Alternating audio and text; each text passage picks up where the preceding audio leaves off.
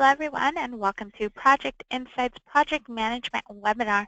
The topic for today, part 2 of the art of getting things done. Just a few things to note before we get started. All participants will be put on mute. However, any questions you have are more than welcome. Please go ahead and type those into your question box, which you can find on your GoToWebinar dashboard. We'll try to answer all of your questions during the session.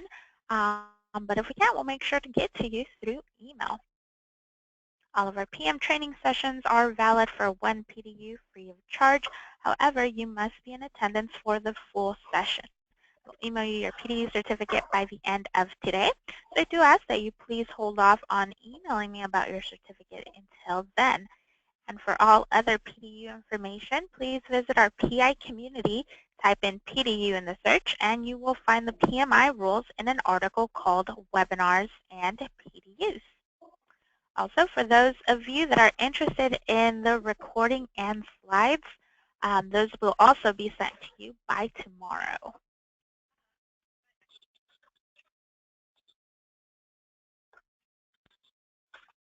My name's Denise, and I will be your moderator for today. I'm on the marketing team here at Project Insight. If you have any questions, comments, or feedback, please feel free to reach me at denise.rodriguez@projectinsight.com. If you're not already familiar with Project Insight, we're a cloud-based project management solution. We work with two kinds of companies, those that are rapidly growing and need to scale the way they're managing their projects, and those that want greater visibility across their project portfolio, want more insight into the workloads of the resources, and want a better way to collaborate on projects among team members. If any of these sound familiar to you and you would like to learn more, please feel free to give us a call. Send us an email, or of course you can always request your demo at projectinsight.net.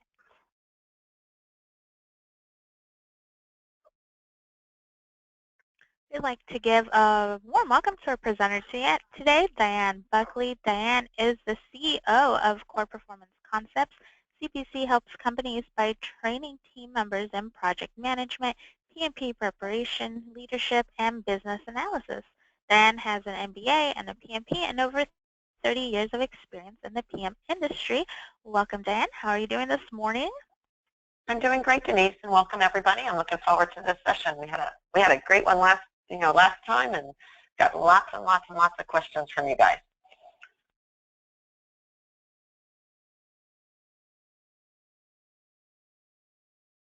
All right. So, Denise, can you see the screen? Yes, you're good to go. I'm getting rid of my little bar here, so please, as more questions come up, please put them into the question box, and Denise will be monitoring that during the course of the session today. And I'm looking forward to this. So I always am surprised at which topics that we have over the course of the year that really kind of resonate with people, and this happened to be one of them. A lot of times we get comments from the other sessions, but this one we had a ton of questions, and obviously it resonated with everybody about how hard it is to get projects completed. And if you guys remember, I put up here on the screen when we did the session 2 weeks ago, we did the poll, and it was very interesting, and I want to kind of bring this back up and talk about it a little bit more. We had more than 55% of you said that the hardest thing is about delivering projects according to the schedule. And I think I mentioned to you, I've been working with a client recently on putting their PMO, and it is super, super hard. There's so many different reasons why projects get delayed. We put the best plans in place, but there are so many things for a project manager to take into consideration and work through in order to keep a project schedule on task. And we'll go through quite a few of them here today. I want to thank you guys for all of your input. And we are planning for next year's topics too. So as you're thinking through today, I'm going to give you guys first picks. What kind of topics would resonate with you for next year? So go ahead and put those in the question box as well, and we will work to putting a schedule together for next year that is topics that you want to hear. Anyway, so again, extremely hard to close projects. And what we talked about in our first session was, it's really fun to start projects. The reality is that people are not working on singular projects anymore. I think a lot of it has to do with, years ago we used to work on projects that were 2 years long, 3 years long. You don't see that as often anymore. Things are broken down into smaller bite-sized chunks to where, and I think a part of that is due to the whole buy-in and with Agile methodologies, because Agile talks about delivering projects in smaller portions so that you get feedback quicker. And so I think that's a lot of reason why we're seeing a lot more smaller projects out there. And when you have a lot more smaller projects, that means that people aren't dedicated, and that means that people are getting new projects all the time, and it is really fun to get started on a project, especially when you're working on a tough project that has issues. You get something new, it's kind of fresh and exciting, and we like doing that. We also talked a lot about distractions. What are the things that distract us in an organization today? We get enamored with technology. We have to learn how to stay focused on the scope of the project, and there are many, many distractions that we have in front of us that take us away from delivering on what we need to deliver. We also talked about just budgets. A lot of times we want to do more than what the scope says because we think it's a good idea. And we're going to talk a little bit about that. I had some great comments from you guys from last session that I think you'll chuckle at. But we so often want to put forth our ideas in the projects when it might take us outside of scope. So we have to be really, really careful. And our entire team needs to be understanding of scope. And then, the other reason why it's really hard to close projects is, the small little items come back to bite us. I literally had a call this morning about a small project that has not closed because the client was still waiting on some documentation from this project manager. And it's been like 4 months. And it was a small project to begin with. The technical changes had been done and implemented. And, we just didn't think that the documentation was all that important. But it's now delaying payment. It's now causing trouble. It's like, really, it's one of those things where we have to stay focused and be able to wrap up the entire project, and even those small items have to be addressed in a way that satisfies that customer. So, these are the 4 big reasons I see that you guys reinforced last week, or 2 weeks ago, on why it's really hard to close projects. So now let's talk a little bit about the questions you brought to my attention. These 4 bullets are things that came from you. Basically, it says, can't get everyone to agree that everything is done. Customer is claiming that deliverables are not according to requirements. Customers keep adding deliverables or changing specifications. And then the quality of the work is delaying the progress of the project. So this is four comments that you guys made that really talks about how have we defined what done is. We really have to make sure we take the time up front with the customer to make sure we understand what done is. And a couple tips to that is when you are talking about what the project is about, have a conversation with regard to what is the acceptance criteria. Too often we don't think through what is it that the client's going to see or hear or touch or feel or experience that says this is good.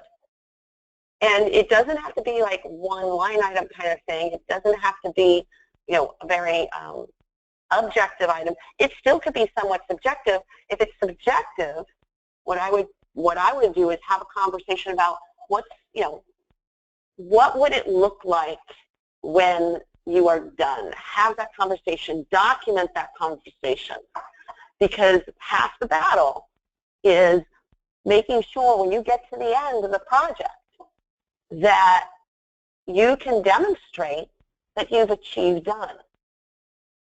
So my suggestion here is really think about and have a conversation and document it up front what the perception of done is.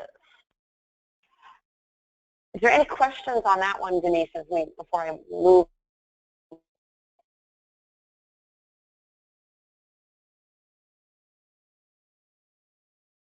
Hey, Denise, are you talking on mute?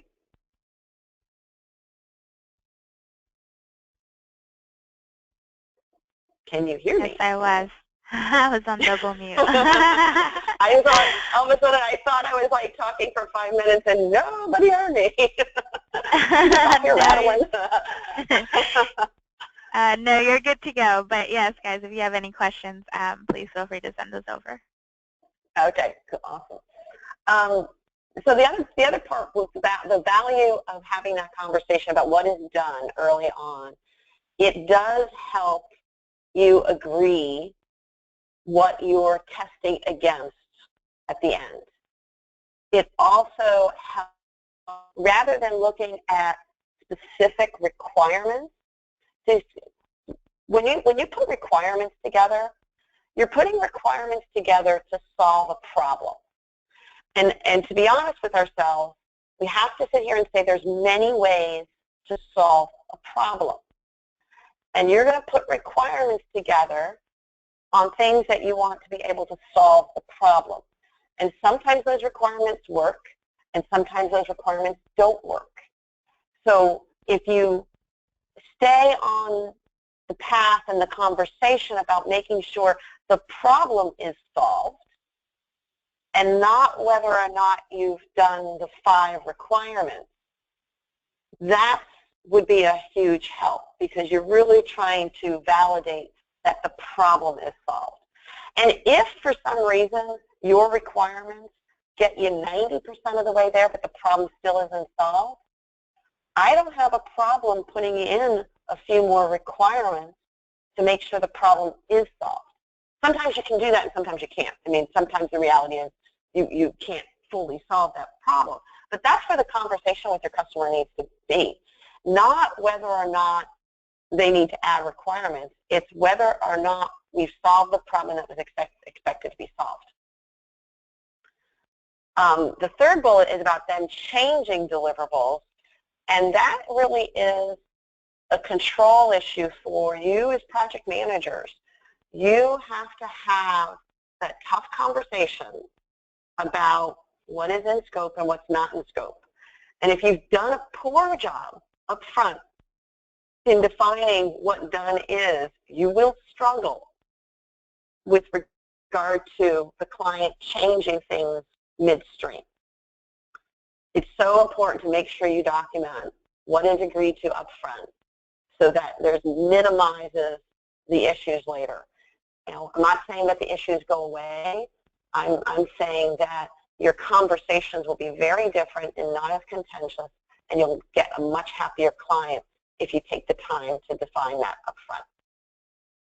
And then the fourth bullet here, the quality of the work is delaying the progress of the project. And again, quality is a reflection of the needs of the customer. And the team needs to be working at the level of quality that's necessary for the scope of work that was defined. And that, again, is a management issue, making sure we understand what that level of quality is. I don't know in this statement by whomever sent this in whether or not the project manager had a higher expectation of quality than everybody else. I mean, that's possible. Or maybe, you know, the level of quality of the work was absolutely what should have been delivered, but the PM, you know, was thinking it wasn't.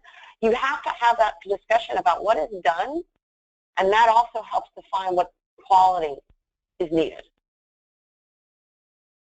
Any questions on that right now, Denise? Let's see. Yes, we do. So here's a question. Isn't the end of the project noted on the success criteria? Say that one more time. Isn't the end of the project noted on the success criteria? I'm not sure I understand the question, but I'll kind of rephrase it on how I would define success criteria. Success criteria should be defined early on. This is what you're defining what is done, right? That's success criteria. And everybody should agree to that. And then once you achieve that, you're right, the project should be closed. And it helps keep people focused on the right things rather than down in the details of every single little requirement. Did we achieve what we expected to achieve? And were we able to prove that we've achieved that success? Okay. And one more question. I've seen shoddy testing cause the customer to be very difficult to convince to sign off. Is there a way to monitor this? What was the something testing? I just missed the first couple words. I've seen shoddy testing cause the customer to be very...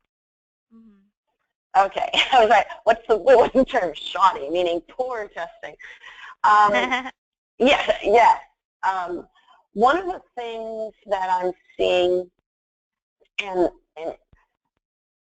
there's an unrealistic expectation in many cases that we expect the customer to know how to test, and I think that's unrealistic.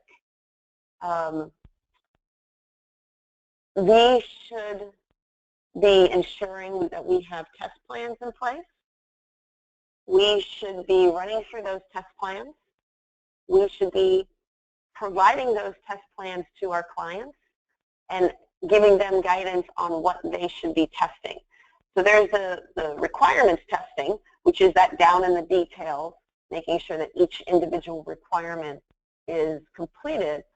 But the thing that is most important that the customer do is the kind of end-to-end or a day-in-the-life kind of testing. That testing is super important for the happiness of our customer. If they do nothing except for day-in-the-life testing with real scenarios, you will be able to see them get familiar and comfortable with the delivery of the project that you're delivering. So however you can help train them on what's the most important testing for them. Because a lot of times these customers are doing full-time jobs and you're asking them to test 500 test cases. All right, great. Some companies can do that. Not every company can do that. So we need to make sure that we're testing the requirements, and we've gotten sign-off internally on the requirements. And then the customer, at a minimum, should be able to review what we've done and done more day-in-the-life testing. This way you'll catch things that might not have been caught in the requirements testing, and you'll catch them soon enough so that it's not in a production environment that you're all of a sudden having to scramble and do patches and fixes and things like that. So it does take some extra energy, and if your company isn't committed to creating test cases and sharing those test cases, that becomes a difficult point. But yes, shoddy testing does become a problem, but we have to be able to direct our clients as to what is the best way for them to test for the best results. So the next set of questions all had to do with scope creep. And I thought these were kind of interesting. There's 2 slides here. First one talks about you can't put every detail in the scope of work. Sometimes that gives the client an entree into fostering scope creep. It is very important in your scope of work to document what you know of that's in the project, as well as what's not in the project. The reality is that you can't and probably won't think of everything up front, which is the point I think this individual is making. However, think about that problem that we're trying to solve. And if you also have had created some acceptance criteria on the problem that's going to be solved, then you have some justification as to how to be able to stop clients from asking for some additional scope creep. But again, I think part of it is we have to put in the scope of work as best as we can, things that are in the scope and things that are not in scope, and be as clear as you possibly can there, and make sure you review it with the client. Sometimes those conversations bring up things that you might not have thought about. And having those conversations with your own team will help identify things that need to be articulated. The second question, or second comment here, how do you enforce project closure when there are a bunch of ideas for how the deliverables can be improved? Again, I'm going to keep going back to the problem that's trying to be solved. And in this particular case, this is really project manager's ability to manage the situation. And this is one of the soft skills, guys, that you really need to learn how to do. It is not about saying to the customer, nope, that's not in scope, so that is a change request, and having kind of an attitude on it. And I've seen people do it. You know, you might sit here and laugh, but I've seen people do it. You know, nope, that's a change request. It's really when we're talking about the closing the project, new ideas are always going to come up. And the fact that they're coming up with new ideas is great. It's great. You know, we want to document those new ideas. We want to not lose sight of them. We want to give the client a comfort level that we will come back to review those so that they can get on to other things. So it's your ability to facilitate a meeting and making sure that when new ideas come up, you have a way to handle those. You have maybe a parking lot. If there's a lot of new ideas, maybe you're seeing that and you say, hey, you know what, we've got a lot of new ideas going on here. Why don't we schedule some time next week? And we're going to go through all these new ideas. But in this meeting, let's tackle the things that we need to do to close the project. Love all the ideas, but we're going to put them on a parking lot. You don't want to discourage ideas, but you definitely want to facilitate your meetings and making sure that you're not delaying the close of the project unnecessarily. A couple other things about scope creep that came up. Project team member, this is one I love. Project team members who add their personal experience or thoughts which has caused delays or changes in requirements. I can so picture this one, Denise. It's like we're in the midst of the project, we're working on things, we've got a business analyst, working with the customer, and they're just having a good old time working together, and then they start talking about ideas that could happen. And all of a sudden the customer thinks that those ideas are part of the scope. And then you have to have a whole discussion about, well, those were just ideas, those weren't things that were part of the original requirements.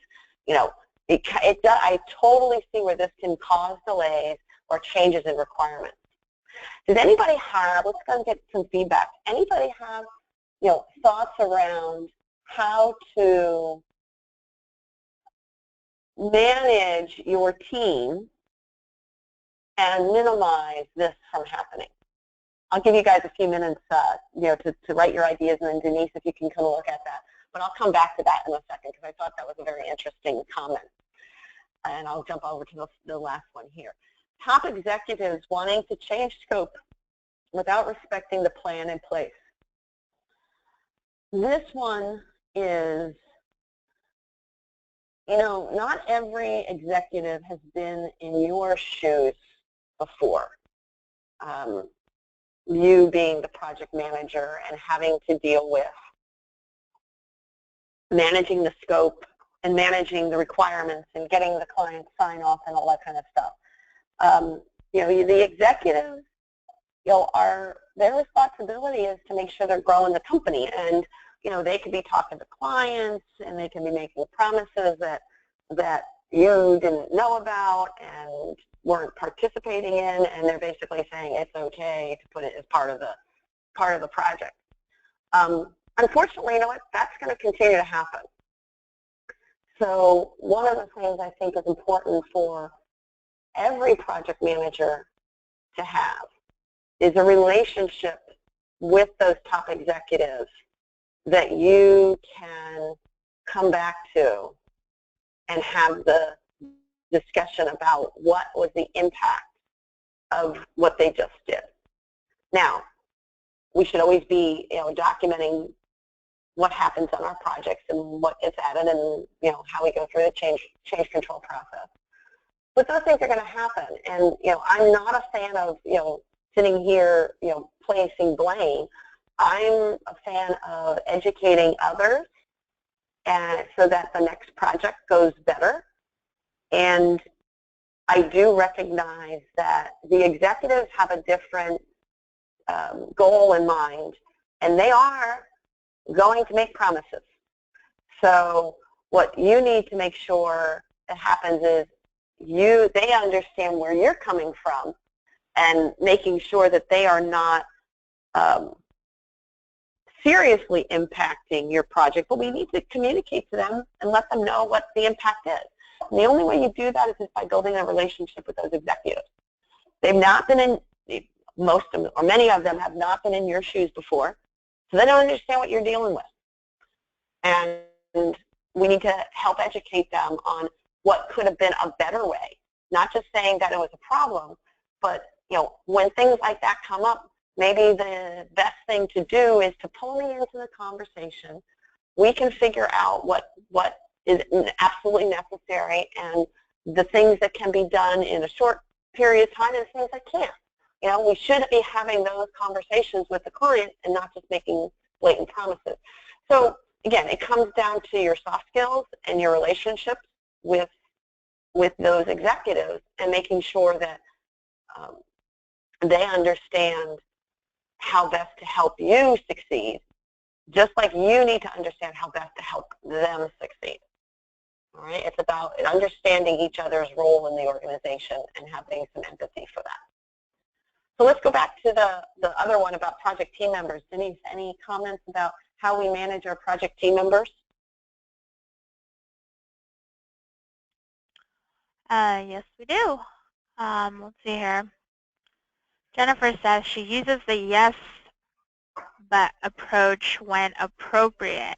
We can do that, but with it would be a subsequent phase of development. Interesting. There's another, Sherry says that she refers to the plan, assumptions, and constraints, and documented scope versus what ideas come up in the conversation.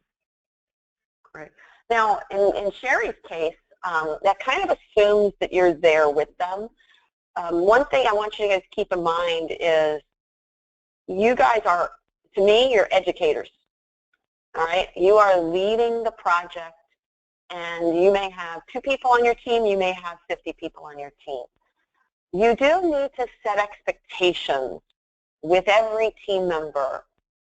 We don't want to squash, ideas and thoughts, but similar to what we talked about with the top executives, we want to allow that to happen, but we need to make sure all of the team understands what their roles are. And, especially if you've got a business analyst, I use a business analyst, that, let's say the customer defined what they wanted to do. The business analyst gets in there and they start saying, well, we probably can do it a different way, and they start kind of changing all those original requirements, because maybe that business analyst wasn't involved early on. What you want to be able to do is that business analyst really should be coming to you and the core team about saying, you know what was requested early on may not be the best approach. Maybe we should strategize a little bit about what the best approach is and come back to the customer on a better approach than maybe what's been documented. So we've got to get our team members to understand how to effectively bring change into the discussion. Because if they're having conversations with the customer and they're talking about these changes, the reality is going to be that that customer is going to think those changes are in play.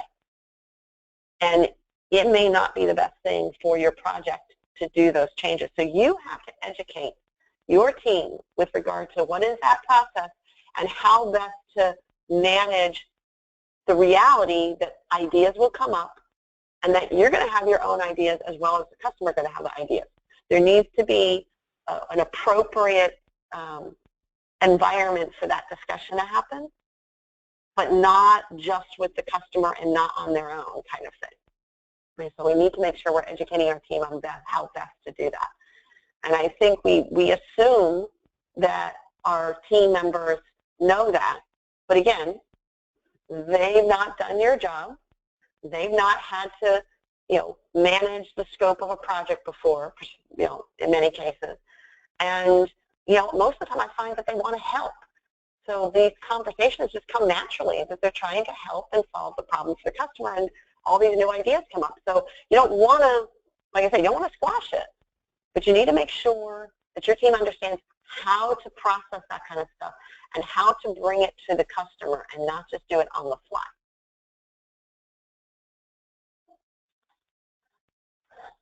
One of the other things we talked about, and I just wanted to bring it back up from the last session, was making sure you have a closure document. When you are done with the project, make sure you have something that articulates in writing what has been accomplished, what are the next steps, making sure those customers understand that who's taking over, who's managing the project, is there anything left over that needs to be accomplished, where the documentation is, and reiterating the reason for the project. So we want to make sure that we document everything that's been done and what the next step is for the client.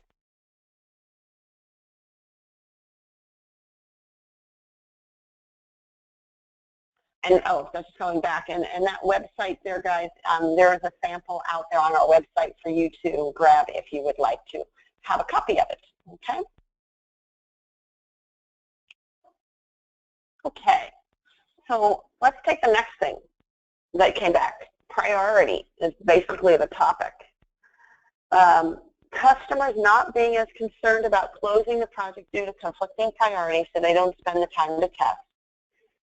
And many people on the project team are working on other projects or are part of functional teams working on other important things. All right, so when I read some of these, I actually said, I wonder if you're working at the company that I'm working with right now. I think we all can relate to these two comments. Customers not being concerned about closing a project due to conflicting priorities so they don't spend time to test. That is something that you as a project manager need to assess and set the right expectations early on. What I see happening is that we assume that the customer knows that they have to test this. We assume that the customer is available to test whenever we're ready. And, that's not the case. You guys put a schedule together. We do the schedule early. We should be articulating with the client what's in that schedule. We should be telling them what's the expected time frame that's going to be needed of their team and when, and not do it the week before user acceptance testing is supposed to start. We have to give them a heads up. It's only fair. You guys want to know when things are coming, and we need to make sure a heads up and giving them a good education on what's expected for them to do their testing.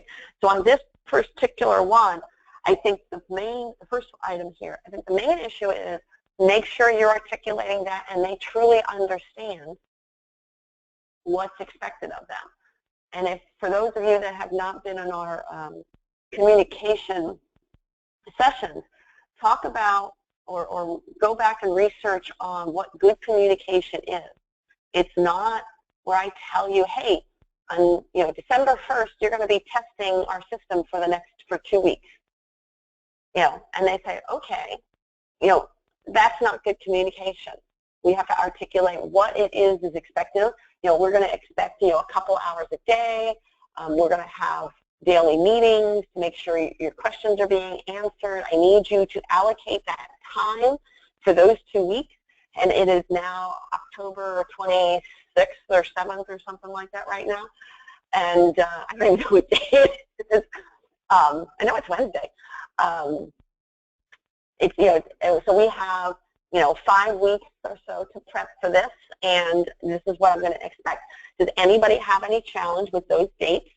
And can I block that time off now so that you keep it on your calendar so we make sure we have the appropriate focus on our testing when we need it?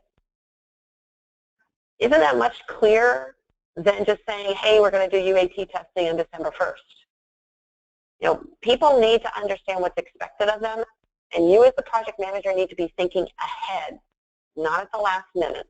So if you're finding clients are not being concerned about, testing, because first look at yourself and see when did you let them know, and how did you prepare them for it? That's first.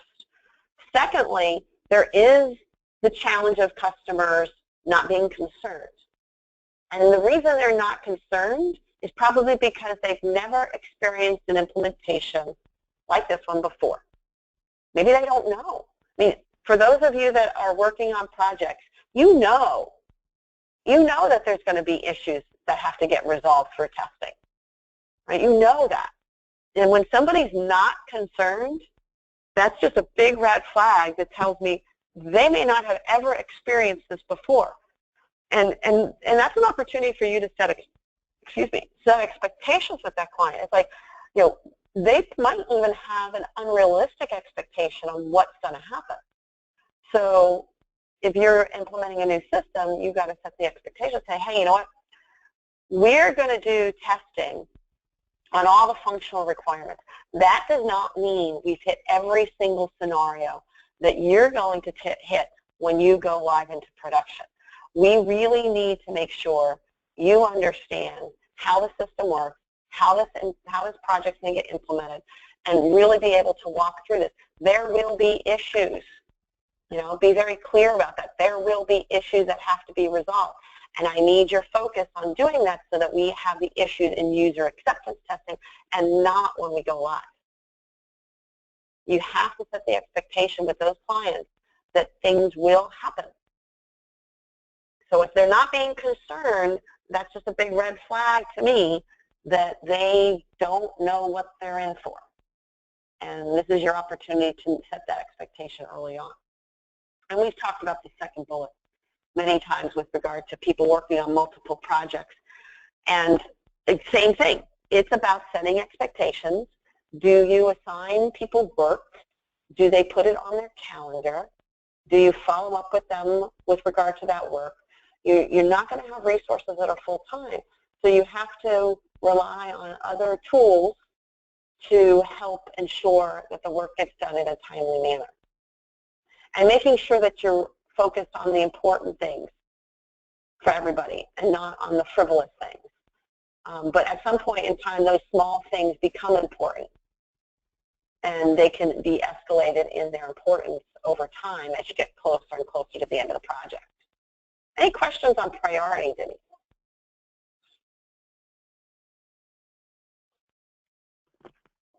No questions on priority, but we do have other questions that I'll save for a little later.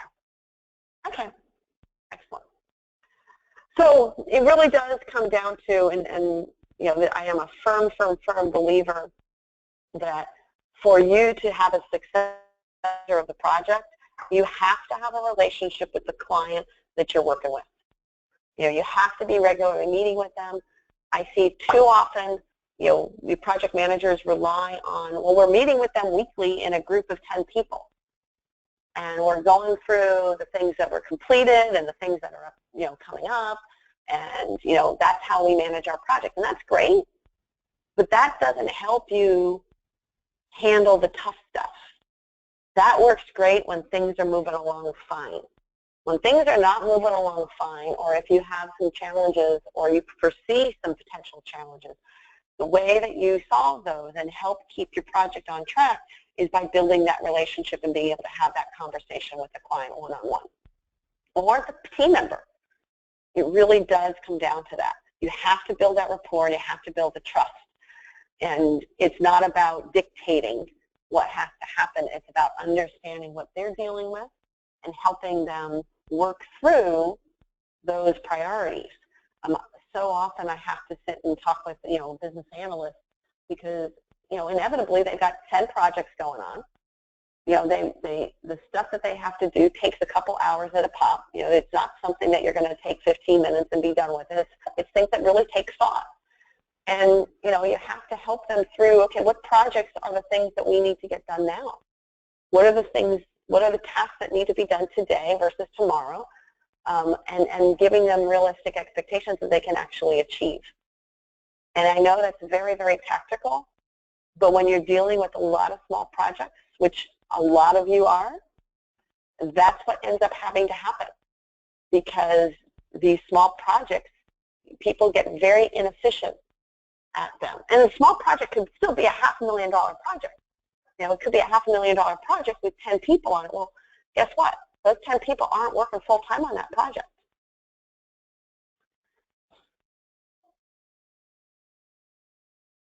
And so that kind of brings us into our conversation about resource challenges that you guys brought up.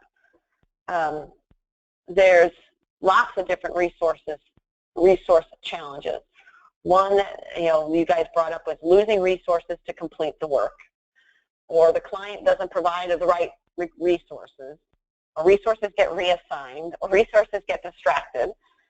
And then the big question that came up from the team, from the group, how do you close a project without the correct resources available? And the answer to that is you don't. So I'm going to flip the question around. How do you ensure that the right resources are working on your project? So I'll give you a couple examples that I see out there. I see individuals that work on projects that feel they have to do every task on the project. And then what happens is they become the bottleneck themselves. All right?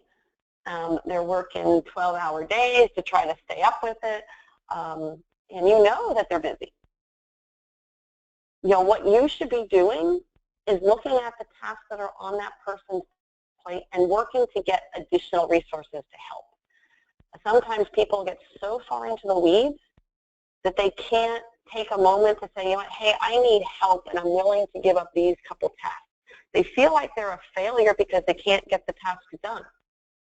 So I want you to kind of think about that next person that you have that appears to be super overloaded. Are they overloaded because they're not willing to relinquish a task to somebody else? And is it something you can help them find a resource to help them with a specific task? I see that often. And a lot of times they're doing it just because they feel that they were assigned the task and they want to do the task. And they don't want to feel like a failure because they're pushing back on it. And they're not a failure. I mean, sometimes tasks take longer than we estimated.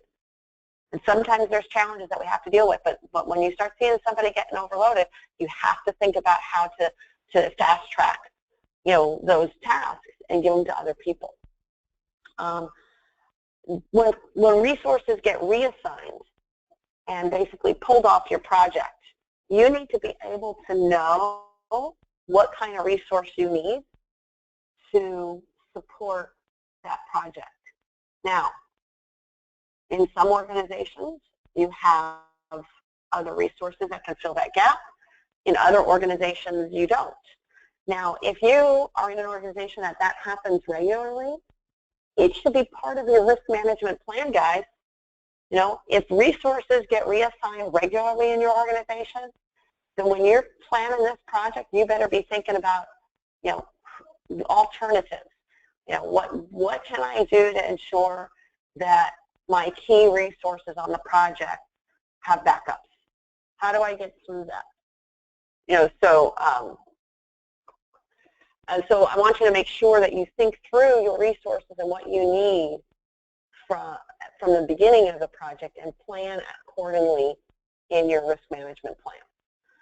The resources getting distracted by other new projects, again, that's a management thing and a prioritization thing that you need to make sure that you are paying attention to what the team is doing. It's not a perfect science, but you have to be paying attention.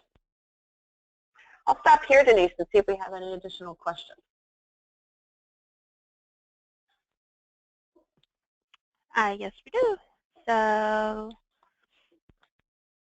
see, how do we set the expectation for the quality in delivery, especially the interface quality rather than the functionality? Okay, so if you, I'm hearing that there's integrations or interfaces that are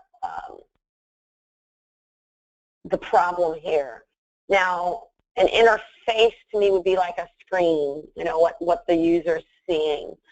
You know, you should have a conversation with regard to what that looks like. You know, I'll do two examples. One would be what people see, and then I'll also talk about integrations that might be behind the scenes. But you should have a conversation about what things would look like.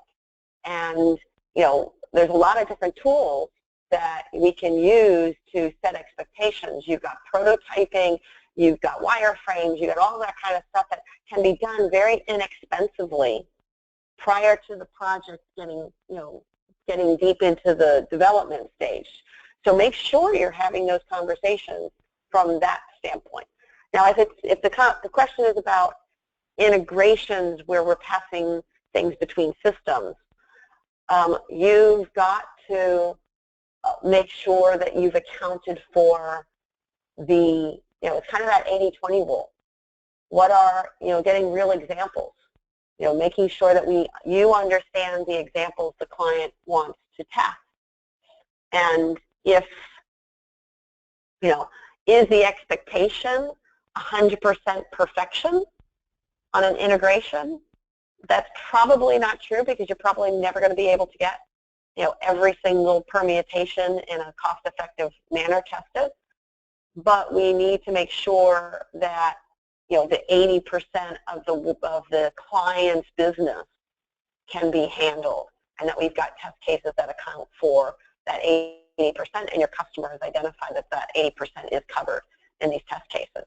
It's really important to make sure you understand that, you know, that the client is addressing, you know, the majority of their bulk of business. And sometimes it means that you get a test plan from the client. So integrations, more than interface, would require that you have a much deeper discussion with regard to what's going to be tested on the client's end. So I hope that helps. Anything else, Denise? Yeah, we're good to go. All right. So I had a couple other comments out there, and I want to get some feedback from people. I saw some comments out there, and I'm like, well, there's something wrong with these statements, and I want to see if anybody can pick up on it. When the next project starts quickly and is critical to get started, the project close becomes less important. So they've got a customer that's all ready to gung-ho to get started on the next project, and they don't close the project at hand. You know, what's wrong with that? And, you know, feel free to put your comments in there, guys. It's like, if the first project wasn't important, or then I can understand that. But every project, in theory, has importance. So you need to make sure that the customer understands that every project is important. If it wasn't important, then why are we doing it? And that should have been a conversation way up front.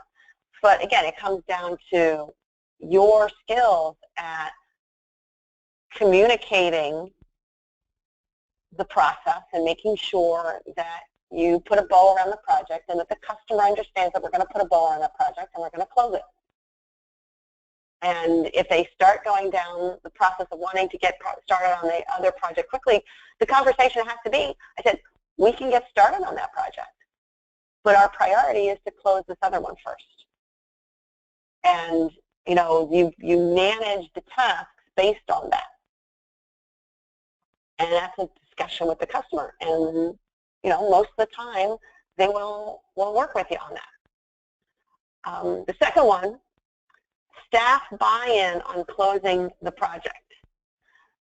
So that's kind of a similar thing, buy-in on closing. We should have buy-in way back earlier in this project. Everybody that's on this project should know what the purpose of the project is, why we want to get it in place, and work with some sense of urgency to a schedule. And if you're finding no sense of urgency, then we probably didn't get buy-in up front.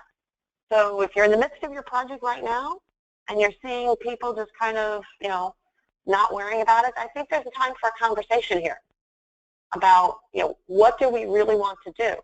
And if there's no buy-in, then you have a couple choices. One is you cancel the project because maybe there is no purpose. Or two is, you know what, let's put this project on the shelf until there is. Because what you don't want to do is just be putting resources on something and just dragging it out longer and longer and longer. You're never going to get the return on investment on this project. So buy-in needs to be happening way early on in the project. And what team wants to leave the project open to address other issues? So what's wrong with this? This one, to me, I said, okay, well, that means we're keeping the project open so that we can charge time to this project to address other things. Isn't that the definition of scope creep? If I'm reading that correctly, to address other issues that are not associated to this project. So you need to close that loop as the project manager. It's like, no, you're not just working, keeping this project open. We got to finish this project. If you will need to address other issues, that needs to be elsewhere, not in your project. You need to be able to stand up and make sure people are not keeping projects open and charging their time inappropriately. Which goes to that last bullet. Some team members find reasons to keep charging their time to my project during the transition to new projects. This is on you guys. You have to make sure that you have control over what people are doing in your project. And if you're seeing people abuse it, you need to have that difficult conversation with them. And they need to be putting their time to the appropriate things that they're working on. Otherwise, the data is going to be wrong. And, I know companies are going to look at, your effectiveness as a project manager. They're going to look at the return on investment on projects. They're going to look at, timelines for projects and how long it typically takes to deliver. You need to be able to manage these expectations. So any comments on this one? Yes, we do. Let's see. The PM should get support from the sponsor regarding the importance of project closure. Consider having the sponsor communicate this to people responsible for final acceptance and closure. Absolutely great idea. Hopefully you have a good project sponsor and the project sponsor can help you. Especially like we had that conversation earlier about the executives. Those project sponsors are there, or should be there, to help you navigate that. And if you don't have a good relationship with those executives, the project sponsor might. So you have to think about strategically communicating up and into your project team. What else, Denise? Let's see. I think this one's a reference to the first point on here. It says you leave yourself open to issues being reported or scope creep because you didn't actually need it. Mm-hmm. Absolutely. It kind of goes to the conversation earlier about People get all these great ideas for enhancements. And if you're keeping your project open because you don't want to close it and because you want to get started another one, guess what? Things are going to start, those enhancements are going to start creeping into the project. So, the best thing you can do is make sure that you close your project when you've achieved the objectives of the project. Excellent. Excellent points, guys. So we're getting down to the wire here. So again, just to reiterate, you really need to have diligence on closing those last items. You have to make sure you're dedicating your time as a PM to staying on task with those small remaining to-dos. You got to make sure you're negotiating your resources, plan for it. Make sure you're going to have to get into the weeds to make sure that you tell Bob that I need these 3 things done by Friday, no exceptions. You might have to talk to their boss to make sure. And then you'll have to be tracking it during the week to make sure he's tracking it on time. You may not have to have been so overbearing months ago when you were in the midst of the project. When you're at the end, that's what you have to do. Make sure people understand the importance of getting this project to closure. And then making sure you spend the time on transitioning to the operations. Make sure your client is as comfortable as possible with moving it into support, and that's where that closure document comes into play. Bring people in early on so that they get comfortable with the individuals that they're going to be interfacing with, get them, because what you want to do, although you might have built a great relationship with those individuals, you don't want them calling you for production support items.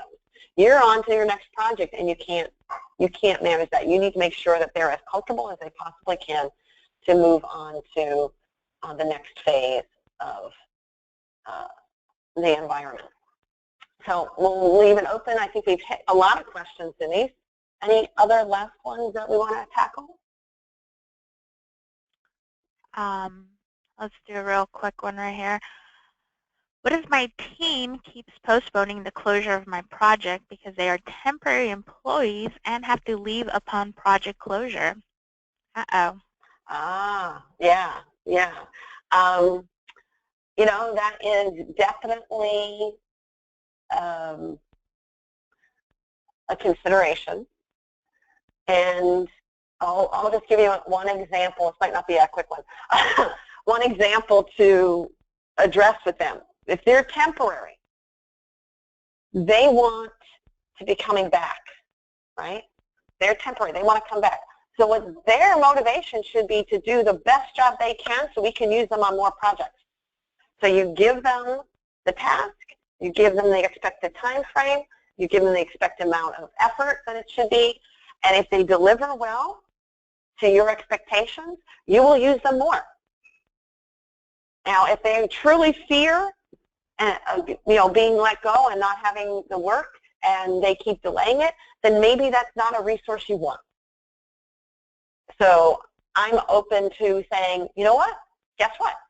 That's not the kind of resource I want. I want people that come in and get their work done, do a quality job, and have confidence in themselves that if they do a good job, they will have plenty of work to do. The confidence in that person isn't there. Confident employees, confident temporary employees know that if they do a good job, they will always have work to do. So we'll close on that one. Thank you. So all right, Denise, it's all yours. Thank you so much. We do have many other questions, and we can't get to all of them.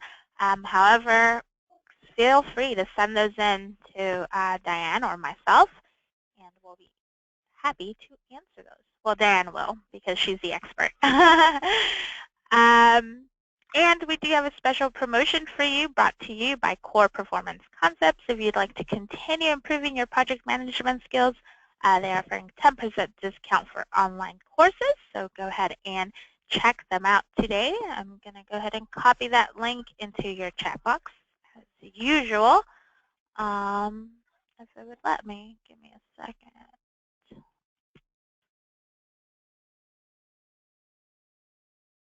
Okay, there you go.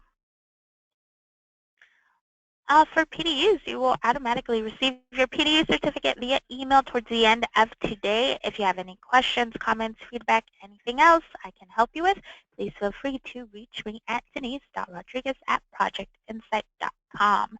You will earn 1 PDU per webinar attended. To register your PDUs, log into pmi.org, log in as a member of PMI, select course or training, and fill out all the information below, which will also be available within your PDU certificate. For those of you on social media, I'd like to invite you to follow us, like and subscribe to our social media channels. Our handle on Twitter is @Project Insight. You can also find us on Facebook, LinkedIn, Instagram, and YouTube for the latest in PI news. And in our Project Insight community, you'll find many more recorded videos and webinars for you to watch and learn from. You can sign up for your next project management training, leadership, IT methodology, and Agile, as well as PI product training. They are all completely free of charge, so go ahead and check out our webinar calendar and register for as many as you'd like. Until then, we'd like to thank Diane for a great session as usual. I would like to thank our audience for joining us today, for all the great questions and comments. You guys are awesome, and we hope to see you next time. So until then, hope you guys have a great rest of your week and a great weekend. Thank you so much. Thanks, everybody. Have a great week.